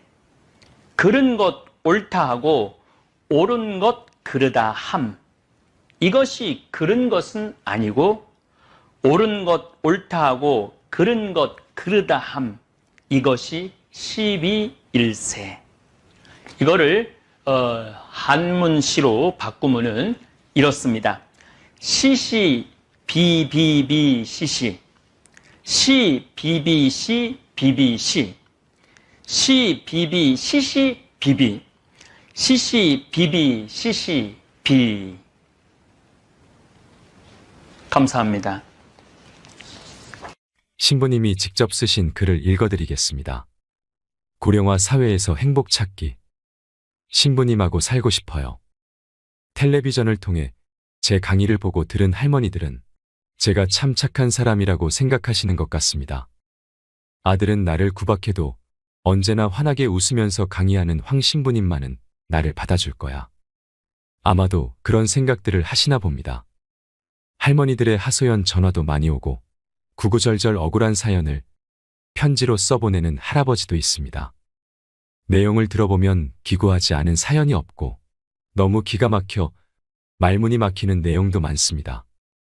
자식들한테 재산을 몽땅 나눠줬는데 모른 척한다거나 박사학위 받고 교수를 하도록 공부시켰는데 자식 얼굴 보기도 힘들다는 분도 있고 젊어서부터 이래저래 사업자금을 대줘서 회사도 크게 하는 자식인데 어느 날부터 부모, 형제하고 담을 쌓고 살고 있다는 하소연도 있습니다. 그분들 모두가 아직 멀쩡하고 건강하니 산 높고 물 맑은 평창 생태마을에 와서 설거지도 하고 빨래도 하고 청소도 하면서 제 옆에서 살면 여한이 없이 행복하겠다고 고집을 부리십니다. 이런 분들은 해외 강의에서도 많이 만나기도 하는데 이래저래 천주교 신부인 저하고 살자는 여자들이 참 많습니다. 1년에 500명도 넘습니다. 제가 직접 받은 전화 가운데 이런 분도 계셨습니다. 85세 된 할머니인데 어느 날 60대 아들이 그러더랍니다. 어머니는 어차피 내가 모셔야 하고 어머니도 나랑 살고 싶어 하지 않느냐. 자기한테 5천만 원이 있고 어머니는 3억 원이 있으니 그 돈을 자기한테 주면 아파트 분양을 받아서 잘 모시고 살겠다 이러더랍니다. 할머니는 아들 말이 그럴싸하다고 여겨서 함께 살기 시작했습니다. 그러던 어느 날 할머니에게 돈이 좀 필요한 일이 생겼답니다. 그래서 아들한테 500만 원만 달라고 했는데 이때부터 어머니와 말을 하지 않더랍니다. 한 집에 사는데 얼굴을 봐도 대면대면 말조차 섞지를 않으니 남도 아닌 자식에게 무시를 당하는 할머니 심정이 오죽했겠습니까? 이 할머니가 저한테 전화를 했습니다. 생태마을에 빈방 하나 달라시며 저하고 살고 싶다고 하셨습니다. 25살 건강한 처자가 같이 살자고 해도 빈방이 없어 거절하는 판인데 85살 된 할머니가 같이 살고 싶다고 하니 참 갑갑한 얘기입니다. 제가 할머니에게 말씀드렸습니다. 할머니, 여기는 피정하는 집이라 빈방이 따로 없습니다. 제가 할머니 같은 분들이 하도 많아 요양원이라도 할까 생각 중인데 그때까지 기다려주세요. 제가 거듭 정중하게 거절했더니 할머니가 이렇게 말씀하셨습니다. 강의할 때 보면 노인들 심정을 누구보다 잘 이해해 주는 것 같더니 아니 이럴 수 있어요? 정말 너무하시네요. 제가 진즉에 자식들한테 재산 나눠주지 말라고 그렇게 간곡히 말씀을 드렸는데 그 말은 하나도 안 듣고 지금 본인 처지만 생각하니 화가 나시는 겁니다. 제가 계속 죄송하다며 거절을 하자 할머니는 이렇게 말하고는 전화를 뚝 끊으셨습니다. 신부님도 우리 아들이랑 하나도 다를 게 없네. 여러분, 제대로 돈 쓰는 법을 알아야 합니다. 특히 노후의 자식에게 재산을 몽땅 주는 일은 없어야 합니다. 2015년 울산에서 일어난 일입니다. 112로 도움을 청하는 노인의 전화가 걸려왔는데 발음이 부정확해서 무슨 말을 하는지 도무지 알 수 없었다고 합니다. 경찰이 신고 장소를 추적해서 어느 작은 주택 안으로 들어가자 쓰레기가 잔뜩 쌓인 방 안에 다 죽어가는 몰골로 노인 한 분이 누워 있었습니다. 열흘 동안 두유 2개로 버텼다는 노인은 극심한 영양실조에 걸려 있었습니다. 고독사 직전까지 갔던 그 노인의 아내는 몇 년 전에 죽고 하나 있는 딸은 교통사고를 당해 식물인간 상태로 입원해 있어 사실상 일가 친척 하나 없이 방치되어 있었습니다. 그런데 더 놀라운 이야기가 있습니다. 지난 1년 동안 폐지를 수집하면서 근근히 연명해온 이 노인의 신상을 경찰이 조사해보니 그분 명의로 되어 있는 3층짜리 빌딩이 나오더랍니다. 월세도 한 달에 165만 원씩 통장으로 따박따박 들어오는 건물이었습니다. 죽은 아내가 오래전에 노후 대책으로 장만한 건물인데 노인은 통장에 수천만 원이 쌓여 있는데도 까맣게 모르고 그렇게 비참하게 살다가 죽기 직전까지 갔던 것입니다. 돈을 버는 법은 배웠지만 쓰는 법은 모르는 사람들이 많습니다. 개처럼 벌어서 정승같이 쓰라는 말이 있습니다. 하지만 요즘은 개처럼 벌어서 쌓아두기만 하고 제대로 쓰지 못하고 죽는 사람이 많습니다. 요즘 인터넷에 스주케라는 동호회가 있다고 합니다. 쓰다가 죽자라는 말입니다. 그러나 말이 그렇지 평생 악착같이 번 돈을 쓰다가 죽는 사람은 얼마 되지 않습니다. 어르신들 가운데 예전에 몰래 숨겨놓은 비상금을 어디 두었는지 까먹은 분들이 꽤 있을 겁니다. 그분들 집에서 장롱을 뒤지거나 침대 밑을 뒤지면 아마 꽤 많은 돈이 나올지도 모릅니다. 죽자 사자 모으기만 했을 뿐 쓰는 데는 벌벌 떨고 살아온 분들이니 그럴 수밖에 없습니다. 자식들 학비를 위해서는 몇백만 원씩 아낌없이 내주고 용돈으로 쓰라며 한 번에 몇십만 원씩 주었으면서도 정작 자기 자신을 위해서는 옷 한 벌도 아끼고 해서 여행 한 번 가는 것도 마다하신 분들입니다. 전국적으로 폐지를 줍고 다니시는 할머니나 할아버지들 뒤를 캐보면 많은 경우 자식들에게 있는 재산 다 털어주고 자신은 거리에서 골판지나 신문지를 주워다 팔아 밑바닥 생활을 하고 있는 경우가 많습니다. 죽어라 모은 돈 한 번 멋지게 써본 적 없는 노인들이 자식에게 유언이라며 남기는 말이 무엇인지 아십니까? 너는 나처럼 살지 마라입니다. 그렇다면 어떻게 살아야 할까요? 어떻게 살아야 부모처럼 살지 않는 것일까요? 자식한테 재산 물려줄 생각하지 마세요. 여러분들이 만약에 70살에 다 살았다고 생각하고 자식들한테 재산을 물려주는 순간 여러분들은 자식도 잃어버리고 재산도 잃어버리고 인생도 잃어버리는 것입니다. 여러분들 70살에 자식들한테 재산 주면 자식이 계속 찾아오고 용돈 주고 하지 않습니다. 찾아올까요? 안 찾아올까요? 용돈도 안 주고 바쁘다는 핑계로 찾아오지도 않는 경우가 참 많습니다. 곧 이른 데는 60대의 99%가 후회하는 것들에 대해 말씀드리겠습니다. 곧 이른 데는 60대의 99%가 후회하는 것들. 첫 번째, 많을수록 좋다. 돈을 많이 모아두지 못하고 은퇴를 하게 되면 직장 다니며 꼬박꼬박 들어왔던 고정 수입은 반토막을 낸 것보다 더 적게 들어오게 됩니다. 하지만 역설적으로 나이 들면 덩어리 돈이 쑥쑥 빠져나갈 일들만 남아 있습니다. 자녀 결혼 비용이 그렇고 슬슬 고장 나기 시작한 몸의 치료비가 그렇습니다. 나이 들어 돈이 없으면 초라해지고 서글퍼지고 대우도 못 받는 세상입니다. 욜로도 좋고 소확행도 좋지만 젊어서는 아끼고 살면서 은퇴 이후를 준비하는 것이 바람직하지요. 요즘은 많은 사람들이 돈이 열심히 일하게 만드는 시스템. 내가 잠을 자는 동안 돈을 벌어들일 수 있는 수동적 수입에 대해 관심을 많이 갖고 이것들을 이루려고 노력을 많이 합니다. 이미 은퇴하셨더라도 이런 소득 방법에 대해 꼭 공부하시길 바랍니다.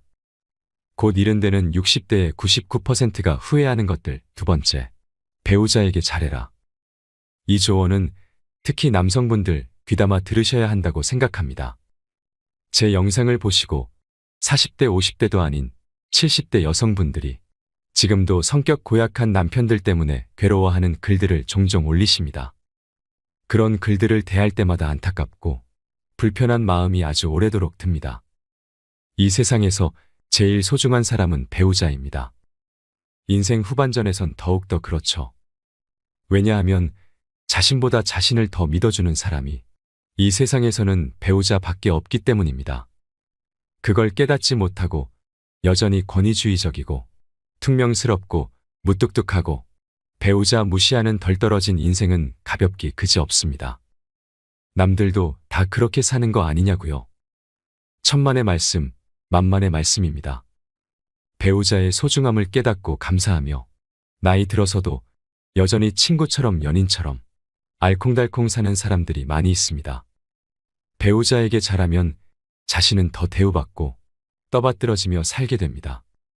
그래서 배우자를 소중하게 여기며 사는 것은 결국 자신을 위하는 길이기도 하죠.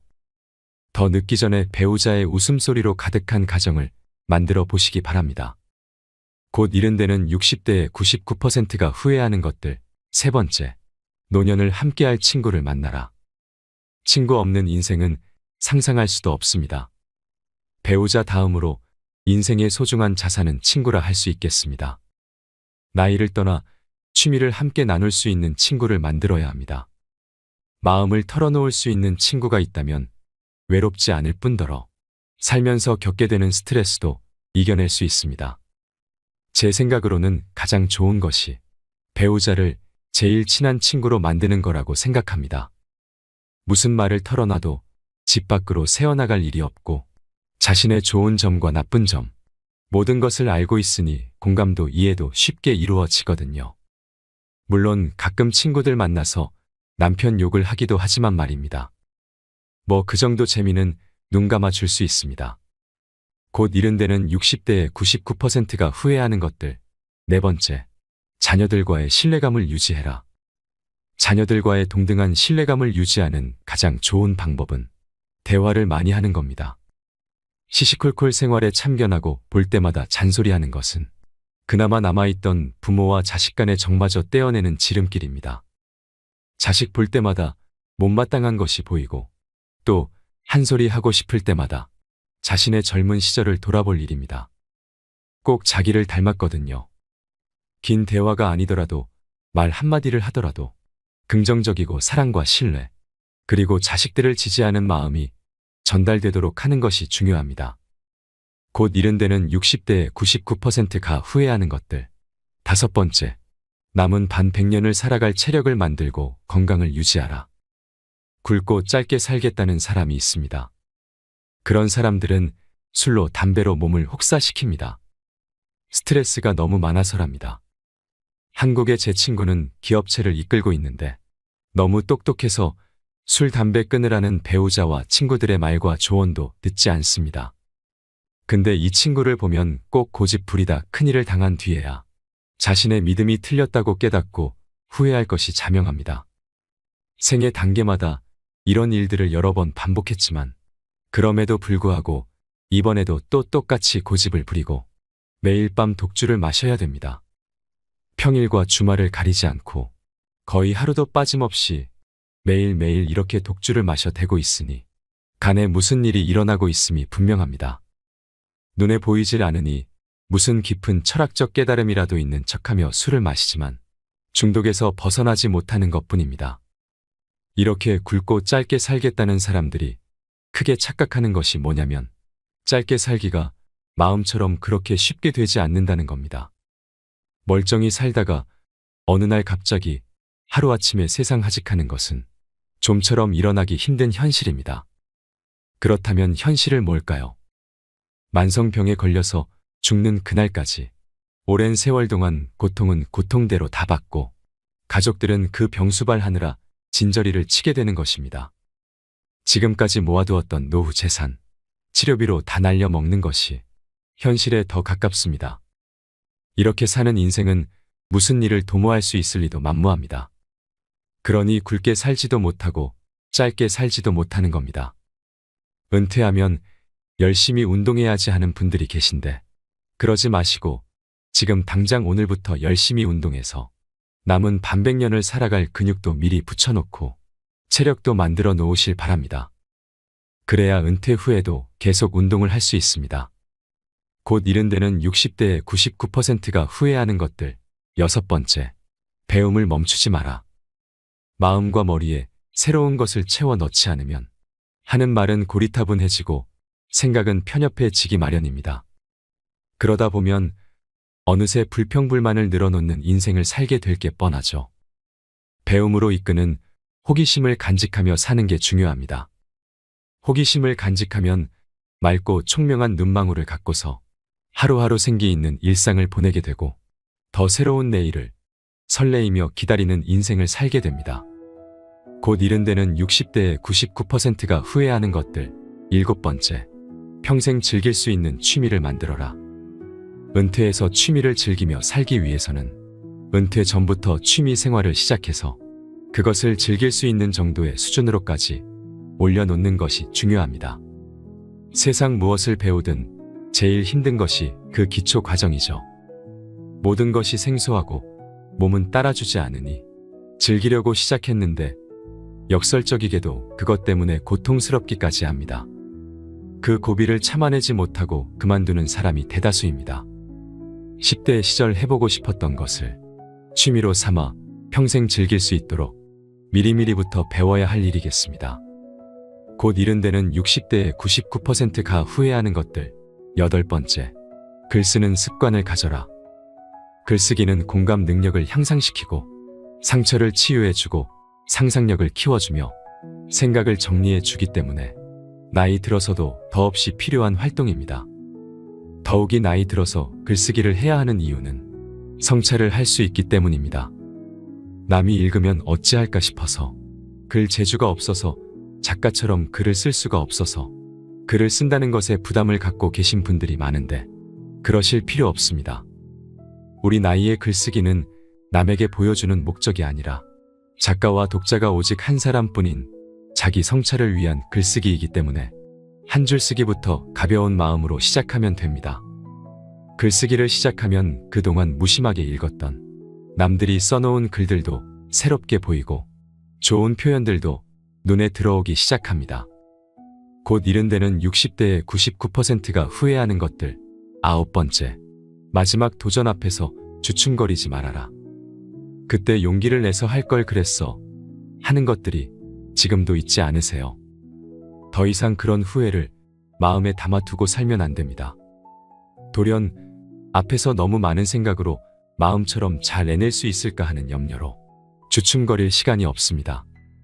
이제 시간도 있고 마음에 품었던 것을 배울 수 있는 돈도 있습니다. 이번에는 반드시 해보겠다는 의지만 있으면 되는 겁니다. 경험을 사는 것에는 돈을 아끼지 말라고 인생 선배들이 말을 합니다. 그러니까 도전하고 여행 다니는 것에 인색할 필요 하나도 없습니다. 곧 이른이 되는 60대의 99%가 절대 다수가 후회하는 것들도 사실 우리가 알고 있었던 내용과 크게 별반 다르지 않습니다. 그러니 남의 얘기라고, 남들이 후회한 얘기라고 흠칫하고 가볍게 여기지 마시고 나도 그런 후회를 할 수 있다는 것을 생각하시면서 뒤늦게 그런 일이 없도록 하나하나 실천해 가면서 사셨으면 좋겠습니다. 황창현 신부님의 영상이 어떠셨나요?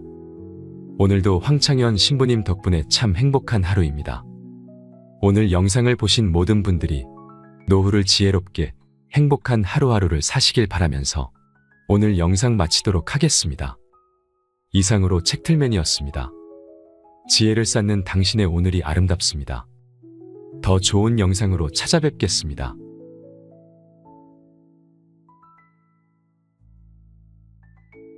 (1950년에는) 신발이 어디 있어요, 신발이. 저도 어렸을 때 제 기억으로는 어머니가 검정고무신 사주셨다 그러는데 집신, 아버지가 꽈준 집신 신고 다녔던 세대예요. 놀랍게도. 그러니까 뛰어놀 때는 되게 맨발로 뛰어놀았어요. 동네에서 뛰어놀 때는.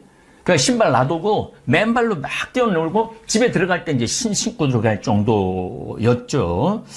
근데 그 에티오피아 수도인 아디스아바바 하루 여행을 했을 때 길거리의 반 이상이 거지예요, 거지. 가는 데마다 먹을 거 달라고 손 비비면서 먹을 거 달라고 돈 좀 달라고 돈 좀 달라고 배고프다고. 마치 우리 어렸을 때 미국 지프차가 지나가면 김미 초콜릿 그리고 지프차 따라다녔던 시절이 떠오릅니다. 그래도 저는 자존심이 있어서 그런지 미군 지프차 지나가도 한 번도 따라가면서 김미 초콜릿이라는 말은 저는 한 적은 없어요. 애들이 근데 막 바글바글 따라다녔던 그 기억이 났습니다. 우리 교우들하고 40분이 순례를 했는데 대화를 들어보면요 수준이 정말로 높아요. 뭐 수준이 높은 거가 제 영향도 좀 있는 것 같아요. 제 강의를 달달달달 외우더라고요.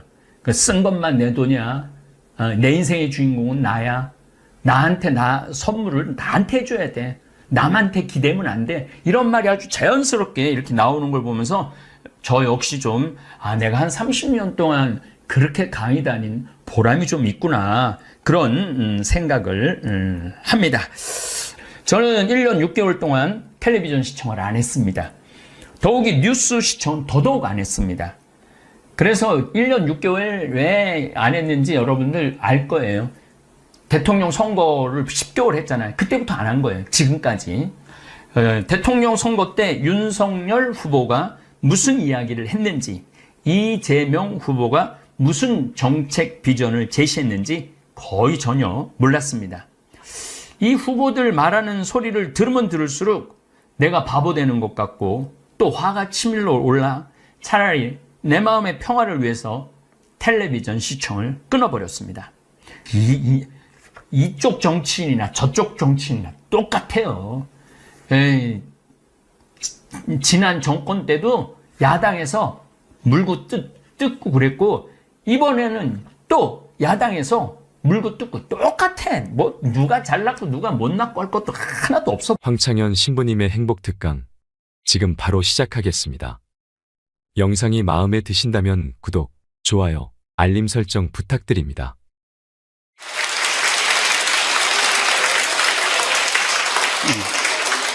예. 21세기는 여성의 시대입니다. 정말로 이제는 여성이 살기 좋은 세상이 왔어요.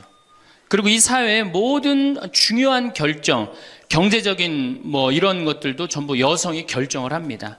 그만큼 여성의 역할이 중요해졌죠. 또 21세기는 노인의 시대예요. 이젠 정말로 노인이야말로 늙어서 죽음을 기다리는 세대가 아니고 이 사회에 아주 중요한, 그리고 여러분들이 곧 닥칠 그러한 시대입니다. 이 여성과 노인은 지금까지 한 번도 행복한 대접을 못 받았어요, 사실은. 여성 이제까지 사람 대접 받은 적 있어요? 지난 2000년 동안? 없죠? 요즘 들어서 여러분들 이렇게 관광버스 타고 나오고 이렇게 강의 듣고, 이 시간 남편들은 뭐예요? 돈 벌러 가잖아, 이 시간에. 요즘은 뭐 노는 시기라 좀 놀지 모르지만 노인들. 그리고 21세기는 무슨 시대냐? 서비스의 시대. 이제 이 얘기를 지금부터 여러분들하고 나누도록 하겠습니다. 자, 이 현대교회의 물론 모든 우리 교회의 화두는 뭐냐? 선교예요, 선교. 그렇죠? 네. 하늘나라를 선포하고 선교하는 거예요. 그런데 교황님 때 막 10% 막 선교가 됐는데 지금은 2%로 떨어지더니 이제는 거의 1%대로 선교가 떨어졌어요. 선교가 안 돼요. 성당에 안 나와요, 요즘. 누가 성당에 나와요? 더욱이 이 1%대로 떨어진 상태에서 천주교 교우가 500만이라고 그러는데 미사 참여는 125만 밖에 참여를 안 해요. 그러니까 4분의 1이 성당에 안 나오는 거예요. 여러분들, 우리 집안 식구가 4식구야. 4식구인데 주일날 같이 밥을 먹기로 했는데 한 명만 맨날 와서 밥을 먹어. 그 집 망한 집이에요, 안 망한 집이에요? 망한 집에 우리 천주교가 지금 신부들이 숫자가 없어갖고 교우들 많이 오는 게 그래도 잘 된다고 생각하지만 통계적으로 보면 망한 거예요. 그러면 왜 우리 이 교우들이 아니면은 사람들이 성당을 찾지 않느냐? 이거는 2만 달러가 넘어선 시대에는 이게 서비스를 원합니다. 대접받기를 원해. 2만 달러가. 이게 우리가 뭐 1000달러, 2000달러 땐 성당에서 신부님 막 혼내고 소리 질러도 어떻게 해요? 다 참고 살았어요. 왜?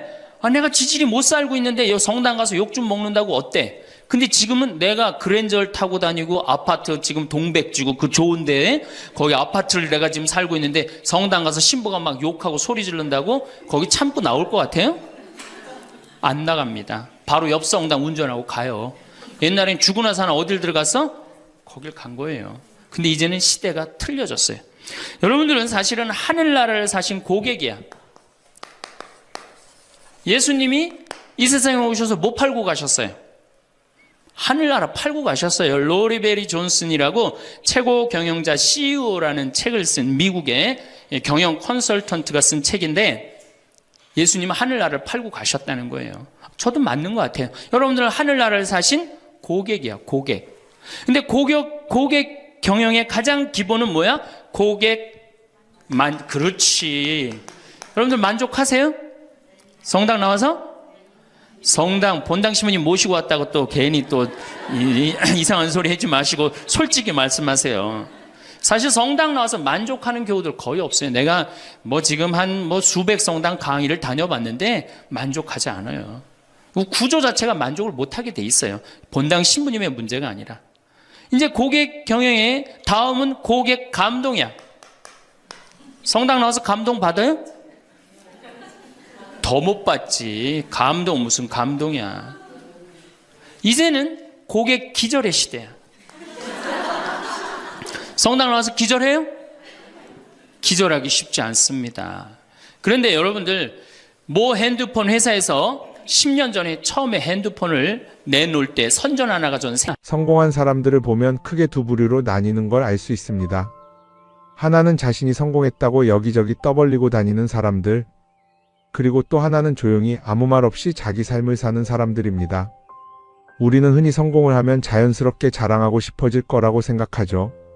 좋은 차를 사고 비싼 시계를 차고 SNS에 멋진 사진을 올리고 싶을 겁니다. 왜냐하면 그렇게 하면 남들이 나를 더 인정해 줄 거라고 믿으니까요. 하지만 현실은 그렇지 않습니다. 오히려 진짜 성공한 사람들은 그렇게 행동하지 않습니다. 왜냐하면 보여줄 필요가 없기 때문입니다. 돈이 많다고 높은 자리에 있다고 유명하다고 해서 굳이 그걸 드러낼 필요는 없습니다. 그걸 아는 사람들은 이미 알고 있고 모르는 사람들은 알 필요가 없죠. 그런데도 굳이나 성공했다고 떠드는 사람들이 있습니다. 그런 사람들은 왜 그럴까요? 간단합니다. 그 사람들은 사실 그렇게까지 성공한 게 아니기 때문입니다. 우리는 종종 SNS에서 성공한 사람들을 봅니다. 해외여행을 가고 고급 레스토랑에서 밥을 먹고 멋진 차를 타고 다니는 모습? 그런데 가만히 보면 그런 걸 보여주는 사람들은 언제나 뭔가를 팔고 있습니다. 강의를 팔든 자기 브랜드를 홍보하든 아니면 단순히 자기 자존감을 유지하려고 하든 간에 결국 목적이 있는 거죠. 진짜 부자들은 그렇게 하지 않습니다. 오히려 조용히 아무도 모르게 자기 일을 합니다. 왜냐하면 자랑해서 얻을 게 없기 때문입니다. 오히려 괜히 잘난 척했다가 사람들에게 이용당하거나 시기와 질투를 받거나 쓸데없는 오해를 사는 게 더 피곤합니다. 이건 단순한 돈 이야기가 아닙니다. 사회적인 성공을 이룬 사람들도 마찬가지입니다. 진짜 실력 있는 사람들은 자기 실력을 굳이 떠벌리지 않습니다. 왜냐하면 그럴 필요가 없으니까요. 자기 분야에서 최고라면 사람들이 먼저 알아서 찾아옵니다. 반대로 실력이 부족한 사람일수록 자기를 포장하려고 애씁니다. 우리가 흔히 듣는 말이 있죠. 빈수레가 요란하다. 이 말이 괜히 있는 게 아닙니다. 정말 내실이 있는 사람들은 굳이 시끄럽게 굴지 않습니다. 반대로 겉만 번지르르한 사람들은 자기가 얼마나 대단한지 떠들고 다닙니다. 이걸 좀 더 현실적인 예로 들어볼까요? 동창회에 나가면 꼭 이런 사람이 있습니다. 옛날에는 별거 아니었는데 갑자기 잘 됐다고 나타나서 자기가 얼마나 성공했는지 자랑하는 사람. 처음에는 다들 와 대단하다 하고 들어주지만 시간이 지나면 어떨까요? 대부분 속으로 이렇게 생각할 겁니다. 저 사람 뭐 저렇게까지 티를 내? 결국 그런 사람은 점점 멀어지게 됩니다. 반면에 정말 성공한 사람들은 조용합니다. 굳이 자기가 어떻게 살고 있는지 설명하지 않죠. 그런 사람들은 오히려 주변에서 먼저 알아보고 자연스럽게 존경을 받습니다. 그게 진짜 성공입니다. 그럼 우리는 어떻게 해야 할까요? 내가 뭔가를 이루었을 때 굳이 남들에게 알릴 필요가 있을까요? 물론 가까운 사람들에게 좋은 소식을 전하는 건 좋습니다. 하지만 굳이 모든 사람들에게 나 이렇게 잘 살고 있어요 하고 알릴 필요는 없습니다. 그런 행동은 결국 나에게 득이 되지 않습니다. 성공이라는 건 원래 조용한 겁니다. 내가 잘 되고 있으면 주변 사람들이 자연스럽게 알게 됩니다. 굳이 내가 말하지 않아도 내 행동과 태도에서 묻어나오게 되어 있습니다. 그러니 굳이 보여주려고 애쓰지 마세요. 오히려 그게 더 진짜 성공한 사람의 태도입니다. 사람은 사회적 동물이라고 하잖아요. 혼자 살아갈 수 없고 결국 사람과의 관계 속에서 기쁨도 얻고 때로는 상처도 받습니다. 그런데 한 가지 생각해 볼 게 있어요. 우리가 정말 인간관계가 필요해서 맺고 있는 걸까요? 아니면 그냥 그래야 한다고 배워서 어쩔 수 없이 유지하고 있는 걸까요? 어릴 땐 친구 많으면 좋다고 하죠. 사회생활에서도 인맥이 중요하다는 말을 많이 합니다. 그런데 정작 주변을 보면요, 인간관계가 넓은 사람일수록 스트레스를 더 많이 받아요. 전화벨이 울릴 때마다 이번엔 또 무슨 부탁일까 싶고 단체 채팅방에서 메시지가 올 때마다 이걸 또 어떻게 대답해야 하나 고민하죠. 관계가 많아질수록 책임과 피로도 함께 늘어나는 겁니다. 어떤 사람들은 인간관계를 줄이면 외롭지 않겠냐고 해요. 그런데 가만히 생각해보면 진짜 외로움을 느끼는 순간이 언제인지 아세요? 오히려 불필요한 인간관계 속에 있을 때입니다. 같이 밥을 먹고 얘기를 나누는데도 뭔가 허전하고 대화가 컥 돌고 속마음을 나누지도 못할 때, 그럴 때 우리가 더 외롭다고 느끼죠. 그렇다고 당장 인간관계를 다 끊어버릴 순 없겠죠. 하지만 적어도 내가 정말 소중하게 여겨야 할 관계와 그냥 관성적으로 유지하는 관계는 구분할 필요가 있습니다. 예를 들어 매번 나한테 부탁만 하고 정작 내가 어려울 땐 연락 한 번 없는 사람. 내가 실수하면 뒷담화를 하면서 내 앞에서는 웃는 사람. 이런 관계를 굳이 계속 이어갈 이유가 있을까요? 가끔은 이런 경험도 있을 거예요. 우연히 어떤 사람과 친해졌는데 만난 지 얼마 되지도 않았는데 너무 많은 걸 털어놓는 사람들 있죠. 자기 속사정부터 가족 문제, 직장 고민까지 쏟아내는 사람들. 이런 경우 두 가지의 가능성이 큽니다. 하나는 그냥 감정적으로 의존할 사람이 필요해서일 수도 있고 또 하나는 내가 믿을 만한 사람인지 떠보는 걸 수도 있어요. 어떤 경우든 이런 관계는 오래가기 어렵습니다. 사실 친밀함이라는 건 시간이 필요한 법이에요. 적당한 거리를 두고 천천히 서로를 알아가야 하는데 초반부터 급격하게 가까워진 관계는 쉽게 무너지는 경우가 많습니다. 처음엔 친하다고 생각했는데 어느 순간 사소한 일로 틀어지고 결국 남보다 못한 사이가 되는 거죠. 그러면 인간관계를 어떻게 해야 할까요? 답은 간단합니다. 억지로 맺지 말고 굳이 유지하려고도 하지 않는 거예요. 내가 편한 관계라면 자연스럽게 이어질 것이고 그렇지 않다면 서서히 멀어질 겁니다. 그리고 그걸 억지로 붙잡지 않아도 괜찮습니다. 관계를 유지하는데 에너지를 쓰기보다는 정말 소중한 관계에 집중하는 게 더 낫지 않을까요? 어떤 사람은 내가 인간관계를 줄이면 나중에 나 혼자 남는 거 아니냐 걱정하기도 해요. 그런데 생각해보면요, 진짜 나를 위하는 사람은 많지 않아요. 인간관계를 줄인다고 해서 완전히 혼자가 되는 게 아닙니다. 오히려 불필요한 관계를 정리하고 나면 남아있는 관계들이 더 단단해지고 가치 있게 느껴질 겁니다. 예전엔 인맥이 자산이라는 말을 많이 했어요. 그런데 요즘은 꼭 그렇지도 않죠. 오히려 불필요한 인간관계가 많으면 그게 짐이 될 수도 있어요. 적당한 거리, 적당한 선. 이걸 잘 지키는 게 결국엔 가장 편한 인간관계를 유지하는 방법 아닐까요? 한번 곰곰이 생각해 보세요. 지금 내 주변에 있는 사람들 중에서 내가 정말 편하게 만날 수 있는 사람이 몇 명이나 되는지, 내가 억지로 맞춰주고 있는 관계는 없는지. 관계를 줄이면요, 외로워지는 게 아니라 오히려 더 자유로워집니다. 그리고 자유로워진 만큼 내 인생에서 정말 중요한 것에 집중할 수 있게 됩니다. 인간관계 너무 많은 걸 신경 쓰다 보면 정작 중요한 걸 놓칠 수 있어요. 그러니까 이제는 한 번쯤 정리해보는 것도 나쁘지 않을 겁니다. 사람들이 돈을 많이 벌고 싶어 하는 이유가 뭘까요? 단순히 돈이 많으면 좋으니까? 물론 그것도 있겠지만 사실 돈을 원하는 진짜 이유는 더 나은 삶을 살기 위해서겠죠.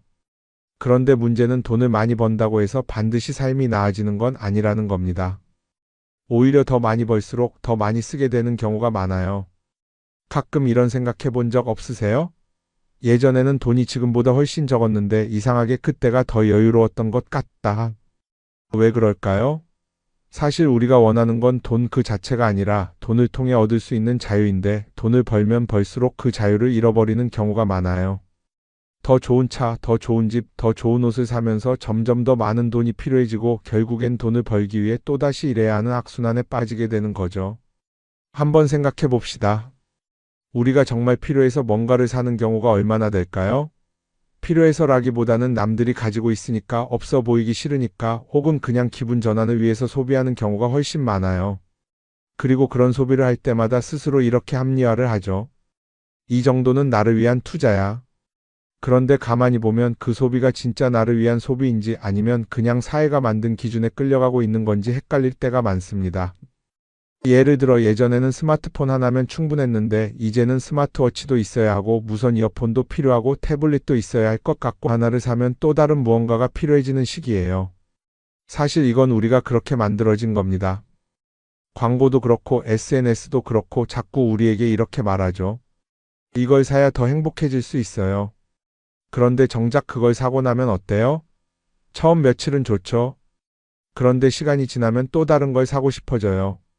왜냐하면 물건이 우리를 오래 행복하게 만들어주지는 않거든요. 특히 요즘은 SNS가 이런 소비 심리를 더 부추기는 것 같아요. 예전에는 친구들끼리 만나서 나 새로 샀어 하고 자랑하는 게 전부였는데 이제는 SNS에 올리면서 전 세계 사람들에게 보여주잖아요. 그러다 보니까 남들도 다 뭔가를 사서 올리고 나도 따라해야 할 것 같은 기분이 드는 거예요. 그런데 중요한 건 그 사람들도 사실은 나와 똑같은 기분이라는 겁니다. 내가 남을 부러워하는 만큼 나도 누군가에게 부러움을 사려고 애쓰고 있는 거죠. 결국 끝없는 비교와 소비 속에서 진짜 중요한 걸 놓치게 되는 겁니다. 한번 이렇게 생각해보면 어떨까요? 만약 내가 지금부터 딱 1년 동안 불필요한 소비를 하지 않는다면 내 삶이 어떻게 변할까? 아마 처음에는 답답할 수도 있어요. 사고 싶었던 걸 참아야 하니까. 그런데 그걸 몇 번 참고 나면 어느 순간 깨닫게 될 겁니다. 내가 굳이 이걸 안 사도 괜찮네? 그렇게 불필요한 소비가 줄어들면 자연스럽게 돈이 쌓이겠죠. 그런데 돈이 쌓이는 것보다 더 중요한 게 있어요. 바로 마음의 여유가 생긴다는 겁니다. 돈을 쓰지 않는다고 해서 불행해지는 게 아니라 오히려 소비로부터 자유로워지면서 진짜 행복을 찾을 수 있어요. 물론 이걸 실천하는 게 쉽지는 않겠죠. 우리 주변에는 소비를 부추기는 것들이 너무 많으니까요. 하지만 적어도 이런 건 해볼 수 있습니다. 뭔가를 사고 싶을 때 한 번만 스스로에게 물어보는 거예요. 이게 정말 나한테 필요한 걸까? 아니면 그냥 순간적인 욕심일까? 만약 그 질문을 던졌을 때 5초 안에 당연히 필요하지 라는 답이 나오지 않는다면 사실 그건 없어도 되는 물건일 가능성이 큽니다. 정말 필요한 건 고민할 필요도 없이 바로 떠오르거든요. 그러니까 이제는 한 번쯤 생각해 봐야 할 것 같아요. 나는 지금 내가 원하는 삶을 살고 있는 걸까? 아니면 남들이 만든 기준에 맞추기 위해 내 시간을 팔고 있는 걸까? 소비를 줄인다는 건 단순히 돈을 아끼는 게 아닙니다. 그건 결국 내 삶의 선택권을 되찾는 일이거든요. 돈을 많이 버는 것도 중요하지만 더 중요한 건 그 돈을 어떻게 쓰느냐입니다. 그리고 때로는 아무것도 사지 않는 게 최고의 선택일 수도 있어요. 우리는 요즘 SNS 없이 사는 게 거의 불가능한 시대에 살고 있죠. 아침에 눈 뜨자마자 휴대폰을 확인하고 출근길에도 SNS를 보고 잠들기 전까지도 계속 들여다봅니다. 그러면서 남들이 어떻게 사는지 보고 나도 모르게 비교하게 되고 때로는 초조해지기도 하죠. SNS에 올라오는 사진들 한번 보세요. 맛집에서 멋진 음식을 먹고 해외여행을 다니고 좋은 옷을 입고 성공한 삶을 사는 사람들. 그런데 가만히 보면 이 사람들이 정말 행복해서 저런 사진을 올리는 걸까요? 아니면 그냥 행복해 보이고 싶은 걸까요? 실제로 SNS에 가장 많이 올라오는 사진이 뭔지 아세요? 남들이 부러워할 만한 순간들입니다. 집에서 편하게 쉬고 있는 모습이나 출근길에 지친 얼굴, 어제 먹다 남은 배달 음식 사진 같은 건 잘 안 올리죠. 대신 멋진 레스토랑, 명품 가방, 고급 호텔 같은 것들이 올라옵니다. 왜 그럴까요? 결국 SNS는 보여주기 위한 공간이기 때문입니다. 여기서 중요한 게 있어요.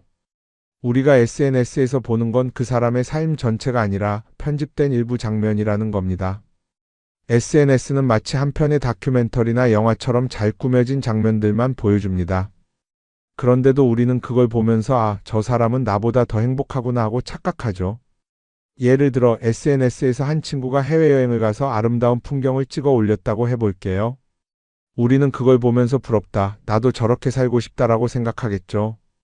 그런데 정작 그 친구는 사진을 찍고 나서도 일 때문에 스트레스를 받고 있을 수도 있고 여행 비용을 감당하느라 카드가 걱정을 하고 있을 수도 있습니다. 그 부분은 우리는 알 수가 없죠. 그런데 문제는 이렇게 남들과 비교하는 습관이 쌓이면 결국 내 삶이 초라하게 느껴진다는 겁니다. 원래는 그냥 조용히 살아도 괜찮았는데 SNS를 보고 나면 나만 뒤처지는 것 같고 뭔가를 더 해야 할 것 같고 괜히 불안해지죠. SNS는 기본적으로 사람들의 비교 심리를 자극합니다.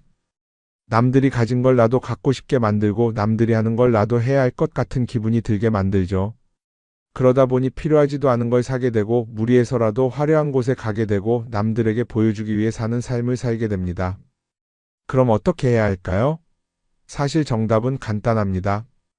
SNS에서 보이는 것들을 곧이곧대로 믿지 않는 것입니다. 그리고 더 중요한 건 남과 비교하는 걸 멈추는 것이에요. 어떤 사람이 비싼 차를 타고 다닌다고 해서 그 사람이 꼭 행복한 건 아닙니다. 좋은 차를 타고 다니지만 밤마다 사업 걱정에 잠 못 이루는 사람도 많아요. 반대로 대중교통을 이용하지만 마음 편하게 사는 사람도 있죠. 결국 행복은 보이는 것이 아니라 느끼는 것입니다. SNS를 덜 보면 덜 불행해진다는 연구 결과도 있어요. 하루 종일 남의 삶을 보면서 비교하는 시간을 줄이면 내 삶에 집중할 수 있는 시간이 많아지는 겁니다. SNS를 완전히 끊을 필요는 없지만 최소한 그 안에 있는 것들이 전부 진짜라고 생각하지 않는 태도는 필요합니다. 우리는 누구나 자신만의 속도로 살아가고 있어요.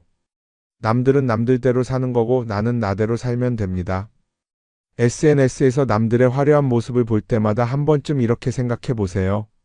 이건 그 사람이 보여주고 싶은 삶일 뿐이다. 그러면 조금은 편해질 겁니다. 사람들은 다들 자기 인생을 살아간다고 생각하죠. 그런데 가만 보면 정말 자기 인생을 사는 사람이 얼마나 될까요? 많은 사람들이 사실은 남이 만들어 놓은 기준에 맞춰서 살고 있어요. 좋은 대학, 좋은 직장, 좋은 차, 좋은 집. 다들 이런 걸 목표로 삼지만 정작 내가 원하는 삶이 뭔지 깊이 생각해 본 적이 없는 경우가 많아요. 이건 어릴 때부터 교육받아온 방식과도 관련이 있어요. 우리는 어릴 때부터 이렇게 살아야 한다는 틀 안에서 자라죠.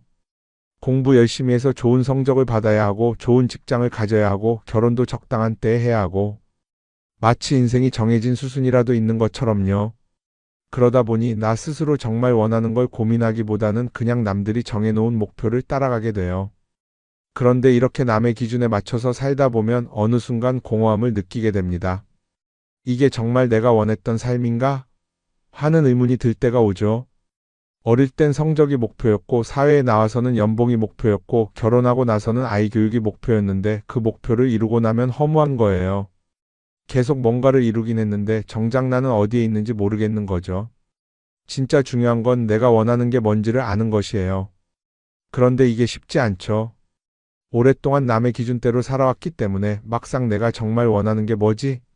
하고 물어보면 선뜻 대답하기 어려운 경우가 많아요. 하지만 이 질문을 하지 않으면 우리는 평생 남이 정한 기준 속에서 살게 됩니다. 그럼 어떻게 해야 할까요? 첫 번째로 필요한 건 내가 왜 이런 생각을 하게 됐는지 스스로 점검하는 거예요. 예를 들어 내가 비싼 차를 사고 싶다고 생각한다면 그게 정말 내 필요 때문인지 아니면 남들에게 잘 보이기 위해서인지 한번 따져봐야 해요. 만약 남들이 나를 어떻게 볼까 하는 게 더 중요하다면 그건 내 기준이 아니라 사회가 만들어 놓은 기준일 가능성이 큽니다. 두 번째는 다른 사람의 의견에 휘둘리지 않는 연습을 하는 거예요. 우리는 살아가면서 끊임없이 남들의 평가를 받죠. 그 나이에 그런 걸 시작한다고? 지금 그게 가능하겠어? 이런 말들이 우리를 흔들어 놓습니다. 그런데 그런 말에 신경 쓰다 보면 결국 아무것도 하지 못하게 돼요. 중요한 건 남들이 뭐라고 하든 내가 결정하는 거예요. 물론 남의 조언을 들을 수도 있고 참고할 수도 있죠. 하지만 최종 결정은 항상 내 몫이어야 합니다. 내가 결정하고 내가 책임지는 거. 그렇게 해야 내 삶을 온전히 내 것으로 만들 수 있어요. 세 번째는 내가 한 선택에 책임지는 자세를 가지는 거예요. 많은 사람들이 무언가를 선택하고 나서도 후회하죠. 괜히 이걸 했나? 이 선택이 잘못된 건 아닐까? 그런데 한 가지 확실한 건 후회한다고 해서 과거가 바뀌지는 않는다는 거예요. 내가 한 선택이라면 그 선택이 틀렸다고 해도 받아들이고 그 안에서 최선을 다하는 게 더 중요해요. 이렇게 말하면 그럼 실수하면 어떡하죠? 라고 걱정하는 분들도 있을 거예요. 하지만 생각해보면 우리가 실수를 두려워하는 이유도 결국 남의 시선 때문이에요. 내가 실패하면 남들이 날 어떻게 볼까? 이런 걱정이 더 크죠. 그런데 남들은 생각보다 우리한테 관심이 없어요. 우리가 성공하든 실패하든 남들은 자기 삶을 사느라 바빠요. 그러니까 내 인생의 주인은 결국 나 자신이라는 걸 명확히 할 필요가 있어요. 내 선택을 하고 그 선택에 책임지면서 남이 아니라 나에게 맞는 길을 찾는 것. 그게 진짜로 내 삶을 살아가는 방법이 아닐까요? 어쩌면 우리는 너무 오랫동안 이렇게 살아야 한다는 틀 속에 갇혀 있었는지도 모릅니다. 하지만 이제는 한 번쯤 생각해 봐야 합니다. 나는 진짜 내 삶을 살고 있는가? 그리고 만약 아니라면 지금부터라도 조금씩 바꿔보면 어떨까요?